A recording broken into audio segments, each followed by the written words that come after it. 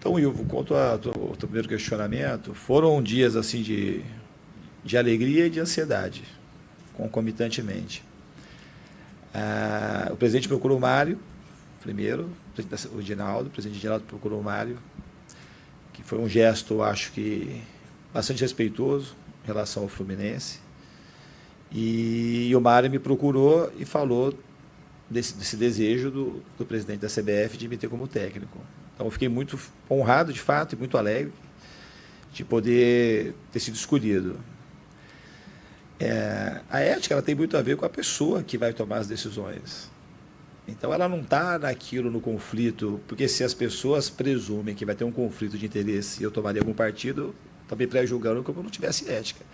Eu vou tomar as minhas decisões, porque o futebol, para mim, ele jamais, e vocês sabem, se eu tivesse muita conexão com aquilo que pensam de mim, eu não faria quase nada do que eu faço no futebol. Porque a minha carreira, se você pegar, ela é muito mais recheada de críticas do que de elogios, por conta da minha maneira de ver o futebol e de enxergar o mundo. Já falei mais de uma vez para vocês que eu construí minha carreira como treinador muito baseado naquilo que eu fui como jogador, no sentido do sofrimento que eu tive quando eu jogava. E uma das coisas que mais me atordoava era sempre a distorção muito clara que tinha para mim da falta de ética que tinha no mundo do futebol. Das pessoas confundirem os jogadores que jogavam bem com eles serem boas pessoas. E isso muitas vezes não correspondia aos fatos. Muita gente trabalhadora que estava buscando seu lugar ao sol era sempre, e hoje ainda continua assim, era sempre julgado por aquela bola que entra ou que não entra e pela jogada que dá certo e que não dá certo.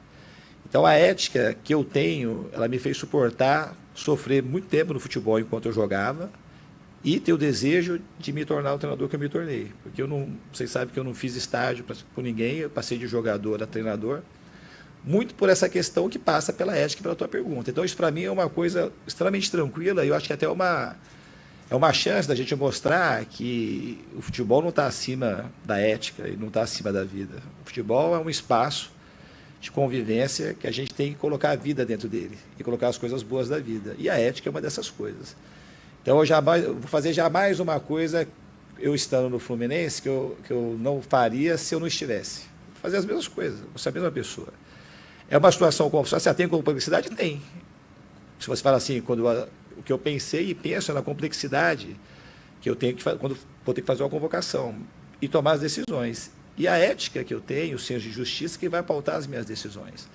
E as pessoas vão avaliar conforme o juízo de cada um. Eu não estou aí para falar como as pessoas têm que pensarem sobre as minhas ações. Eu que tenho que pensar e deliberar sobre aquilo que eu posso deliberar e é o que eu faço a minha vida inteira. Então, enquanto a isso, é uma coisa que estou extremamente tranquilo e, nesse ponto, a CBF apontou na pessoa certa.